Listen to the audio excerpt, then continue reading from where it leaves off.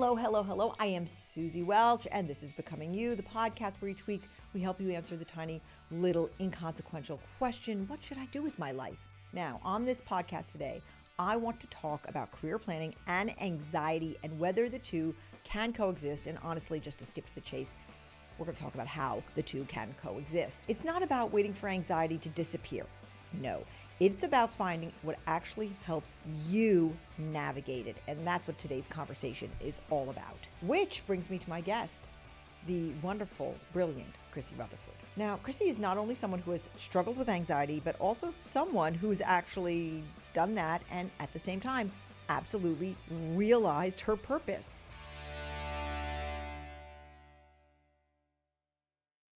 So I have to tell you a story. When I was 14, I had this moment. It was the day before Christmas, as I remember it, and I was waiting for my sister to get home from medical school. I had been waiting, and she got home, and at 2 seconds went by, and I pulled her into the pantry off the kitchen. I had been waiting for her, and I looked her dead in the eyes, and I desperately whispered to her, "Is it possible for someone my age to have a heart attack?" And she threw back her head and she just burst into laughter. And she said, "Suzy, for God's sake, you just have heartburn." And then she told me to stop eating all the candy canes. Now, to be fair, she was not wrong in that I did eat a lot of candy canes. I was famous in my family for eating a lot of candy. But, she wasn't totally right because it was not heartburn at all. It was anxiety. Now, of course, I did not know that at the time. I didn't even know the word anxiety. In the 70s, I'm not sure very many people did, but I was a 14-year-old in the 70s, and I just thought that my chest burned and my thoughts kind of raced. I got them all tangled up in my head, and sometimes I felt like, I'm trying not to be overly dramatic here, but I thought I might die, okay? I just felt I couldn't breathe, and this was it for me. So life went on, and if you fast forward with me a couple of decades, I'm in my 30s, okay, and I have my own kids by now. And one morning I was rushing to work, but I had my son in the back seat, and he's buckled in back there, and very quietly he says, "Mommy, my chest is burning." And then he said, "It always burns in the morning." And oh my God, I thought to myself, I gave it to him. He has what I had. And I was sick. I was sick to my stomach. I went to work, tried to perform like a normal person, and I frantically called the doctor, and I got us in. I left work early. I picked him up. We got to the doctor, and the doctor was like, he did not throw back his head and laugh. He, as my sister did in the pantry, times had changed. And he said to me, "Suzy, your son has anxiety." And I thought, oh, we have anxiety. I had it. And look, I want to be very clear here. There is anxiety that is very serious, a disease for which some people must be hospitalized and treated in a certain way. I'm not talking about that kind of anxiety today. I'm talking about free-floating angst, the kind of anxiety that many of us have and sometimes feel episodically. And I don't want to lump those two together because there is a serious disease of anxiety. I've had family members with it. I've brought them to the hospital myself for it, and it's very serious. I'm not talking about that here today. I'm talking about the kind of anxiety that has a 15 or 14-year-old girl feel like she's having chest pains and talk to her sister in the pantry about it. This is the kind of anxiety that floats in and out of our lives, and that's the topic we're talking about today. And that's the kind of anxiety that I came to find out that my son also had. But I also realized in that exact moment that I had spent my whole life managing it and that I had put together a pretty big toolkit of ways to get it under control. I think even in that moment, I realized that my incessant running, I never missed a day of running. I never missed a day of journaling. I prayed a lot. I think my faith developed in a way as an antidote to my anxiety. And there were a lot of little things I did without even realizing it to keep myself from having my chest burning. These days, the truth is, I don't really think about my anxiety all that much. If you ask me if I'd have it, I would probably tell you no, because it's so under control. But you know what I think about all the time? I think about anxiety constantly. Why? Because of my students. I have to think about it because I teach 20 and 30-somethings in 2025. So at NYU Stern School of Business, a magnificent business school here in New York City, I teach a class called Becoming You, where we talk about purpose and fulfillment and designing a life that excites you and fills you with exquisite life. And time and again, my students come up to me, usually alone. This is not usually asked with raising of a hand in class. They ask, how do I even plan a career when I have anxiety? Just getting through the day is hard enough. And the anxiety is endemic. I can't say it's one student here and one student there. It's a lot of students. And you know what? Obviously, I get it. I really, really get it. How could I not? I know what this feels like. My answer to them is yes, it's possible to plan a fabulous life and career with anxiety 1,000 times. Yes, yes, yes. Because planning your career and planning your life isn't about eliminating anxiety. It isn't just about that. It's about leaning into it, actually. That's what I believe. It's about replacing your anxiety with data and hope. I love that equation, data plus hope, because I don't think that planning is the anathema of anxiety, as my students would like to tell me sometimes that it is. I can't plan. The anxiety makes it too hard. I think planning is the antidote. I think it's the cure. So to that end, I recently posted about this topic on LinkedIn. And, you post on LinkedIn and then you look a few minutes later or an hour or two later and you're like, what? And I was like, what? Because the responses came flooding in. Everything feels so finite in young adulthood. Every decision feels so huge and everyone around you is telling you to capitalize on your youth, which only compounds the anxiety. What I wish I could have helped my younger self understand, and what I try to preach with loving kindness to those who will listen, is that there is always time to change your mind, to pivot, to do things differently if you feel like you're on the wrong path. So many people feel like they have to have it all together by the time they're 30. The good news is you're barely just getting started. Yes, I love that energy. All of us should have conversations with our younger selves from time to time. I have found in my own experiences with anxiety that I don't even need to do anything with the plan. It can just sit there. It's knowing I have one at all that makes a difference. I also usually come up with a better plan once the anxiety dissipates. And then someone else wisely added, it's always helpful to plan, but don't fall in love with that plan. Things happen, plans change, and oftentimes those changes are for the better. You get the idea. Which brings me to my guest, the wonderful Chrissy Rutherford. And I hope that she gives you encouragement and inspiration, because she is the example of how it is absolutely possible to have a fantastic, fulfilling life and career and do it with anxiety by your side. We'll continue our conversation with Chrissy after a short break.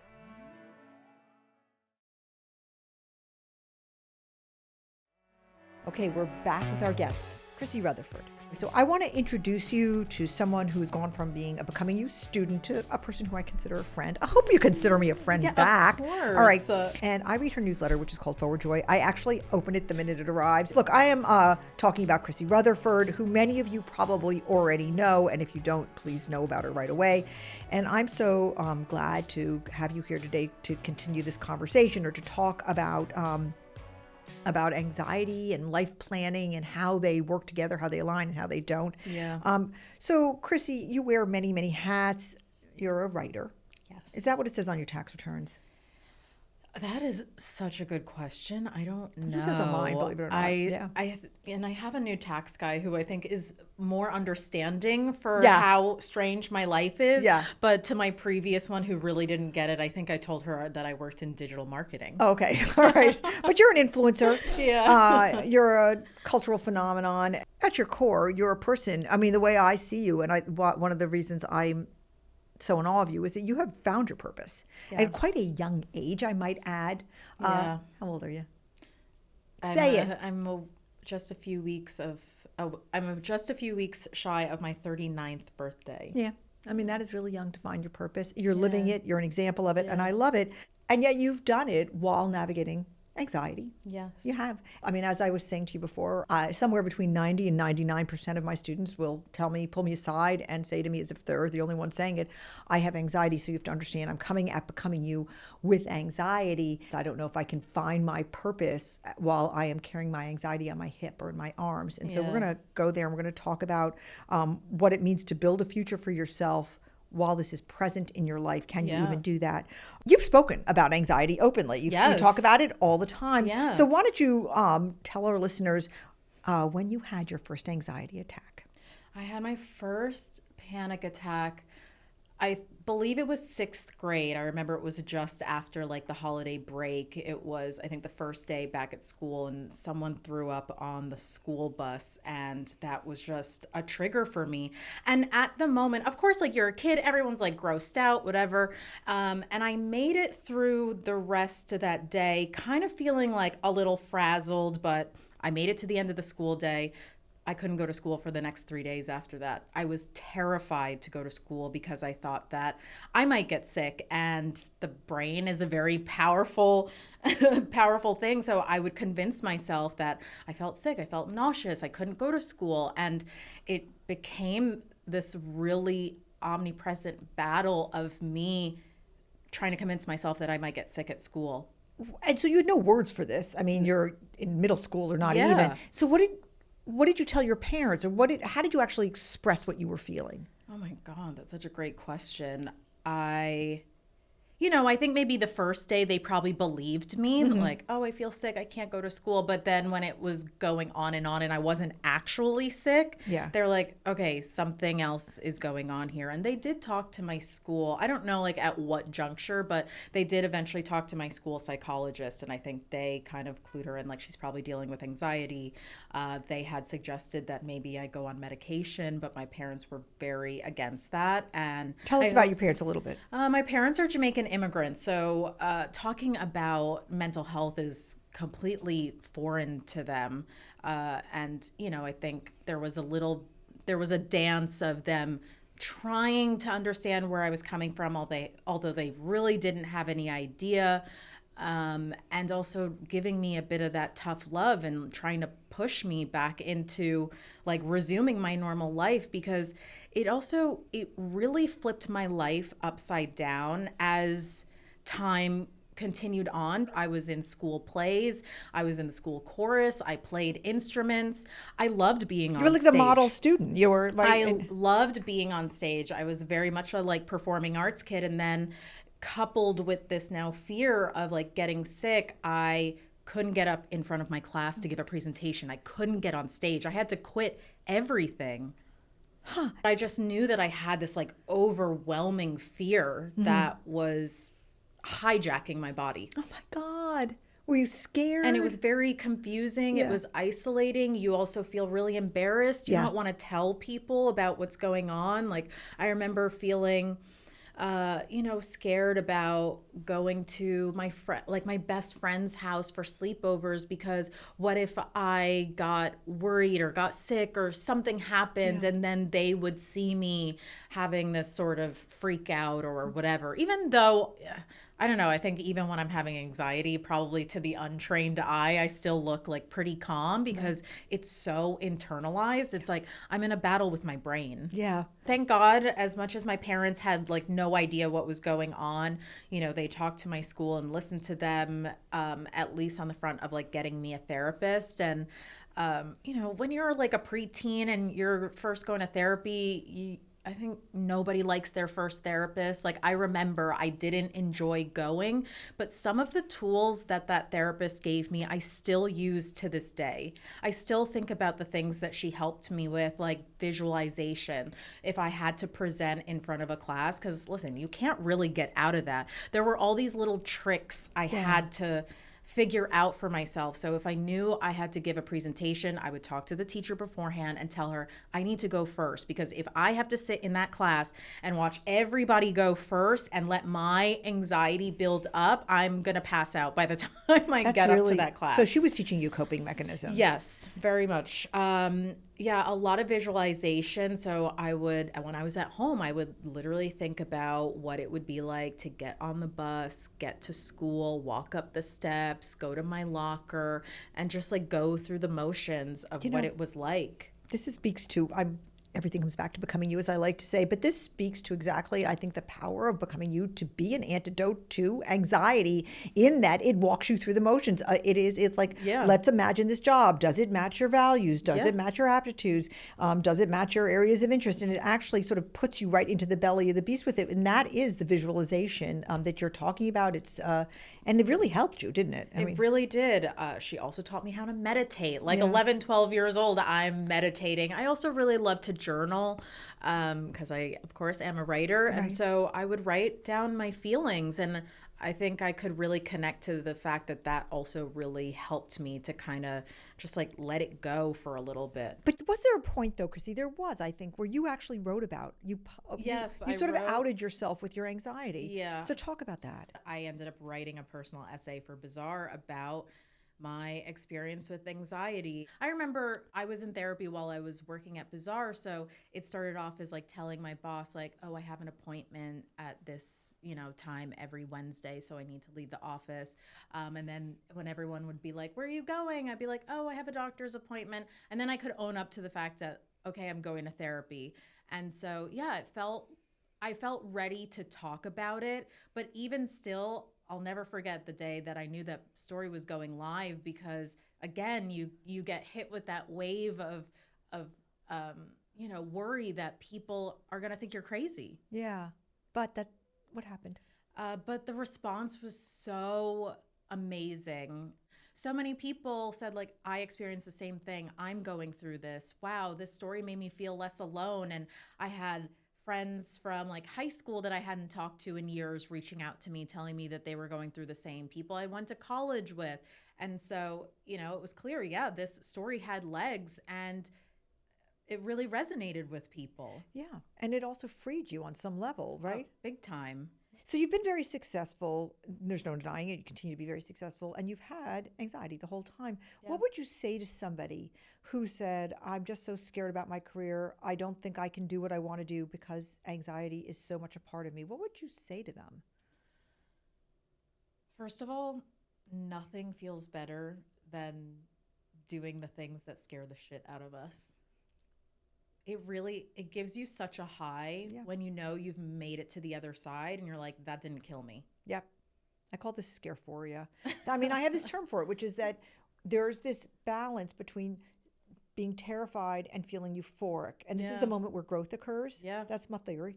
And because every time I've ever grown, I did something that was scaring the shit out of me. Like getting my PhD. I was like, yeah, but it's going to feel so good. Like I see the euphoria on the other side of this and I want to go there for the promise of what's there. I mean, I think, I don't want to lead the witness here, but I mean, I think you are an example of somebody who said, yeah, I got this thing and it's not going to stop me from living my career. But I mean, I'm trying to sort of unpack how it was that you had that self-belief, because part of anxiety is lack of self-belief. You're just doubting yourself. Yeah. I don't know that I was doubting myself though. I think, listen, we all have like so many different parts and sides to us, and I can recognize that there has always been a part of myself that had a very strong belief in what I'm on this planet Earth to do. But sometimes it's hard to follow that when you have this noise of saying, oh, but this is going to be scary, but this is really going to be scary. Yeah. And it's having to like contend with both of those sides. But I think I always believed that I could do it, but you just get worried that maybe this fear is going to hold you back.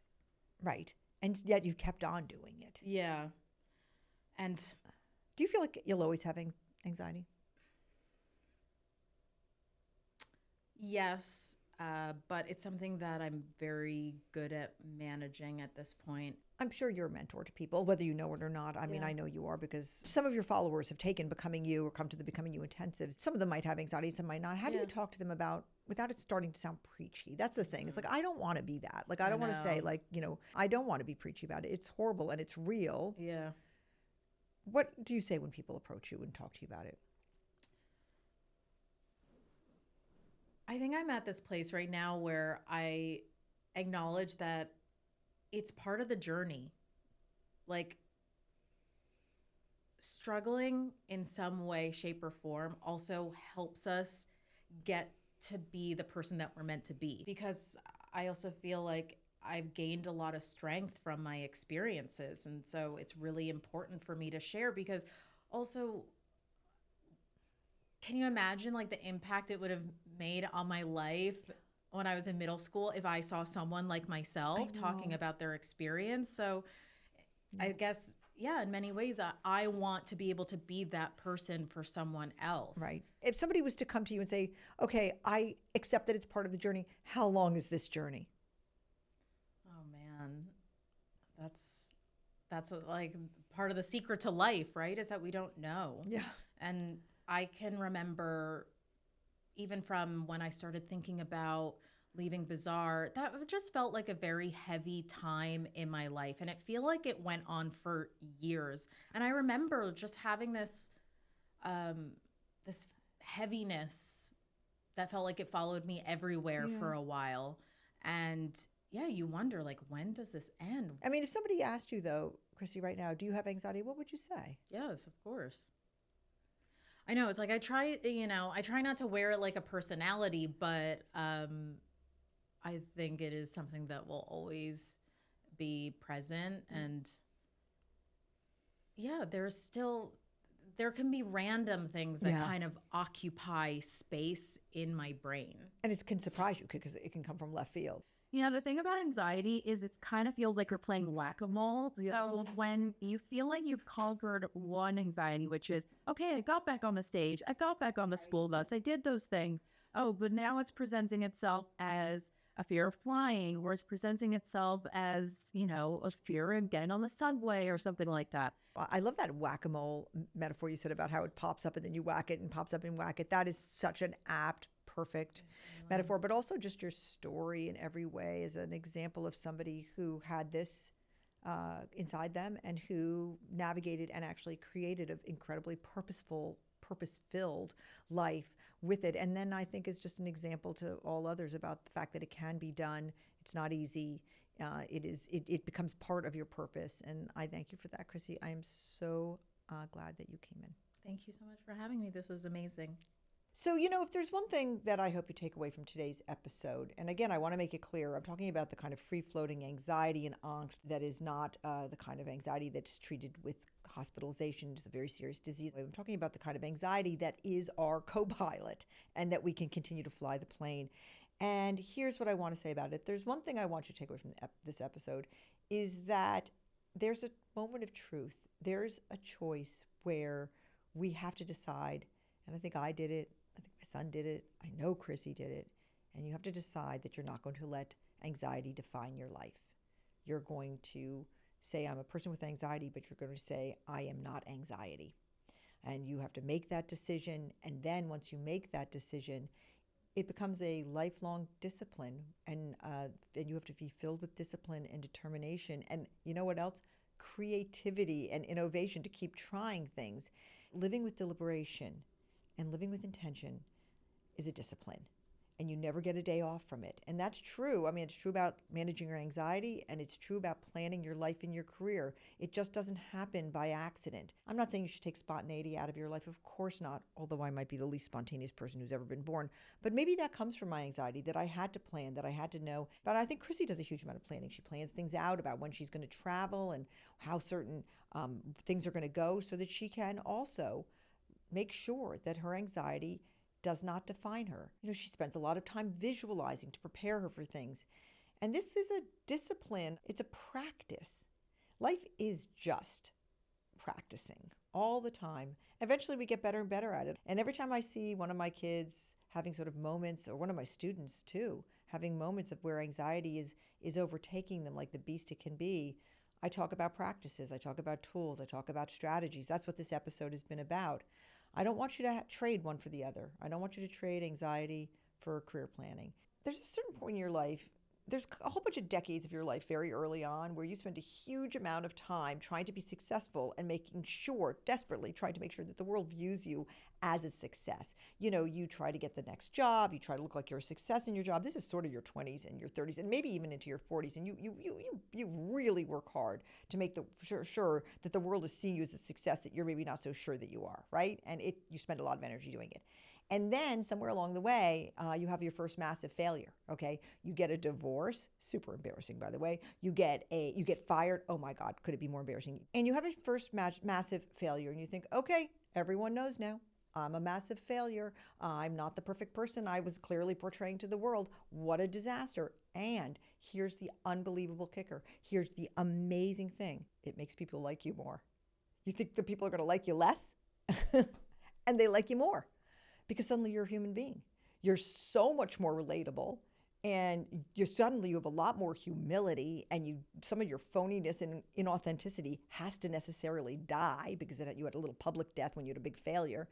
And you just suddenly become a much more relatable person. And suddenly people who never talked to you before, didn't like you very well before, suddenly like you. I remember this surge of people really liking me a lot after I got fired. I've been Suzy Perfect Cream Cheese for so many freaking years. And then I got fired and got divorced and all this other stuff. And suddenly people were like, oh, I like her. And I was like, what? Didn't see that coming. But here's what's going on at the same time. After you start being more authentic, because you have to be, because you had a massive public failure, and it's usually much more massive feeling to you than it is to other people, you actually change because you become so much more empathetic. You've failed and you've screwed up, and suddenly you see all the people around you who have failed and screwed up with different eyes. They're not kind of, oof, those people, they just fell off the rail. You're with them. You're just together, shoulder to shoulder, and suddenly you're nicer. So I think the same is true about anxiety. To tie it in, I think that anxiety teaches you your own humanity. You start realizing everybody has something that's making it hard for them to get through the day. And it makes you accidentally more lovable because you become more loving. Becoming You is produced by Jesse Baker and Eric Newsom of Magnificent Noise. Our production staff includes Muskan Nagpal and Kristen Muller, with help from the Becoming Universe members Eliza Zinn, Hallie Reiner, Maddie Paul, and Tanya Joji.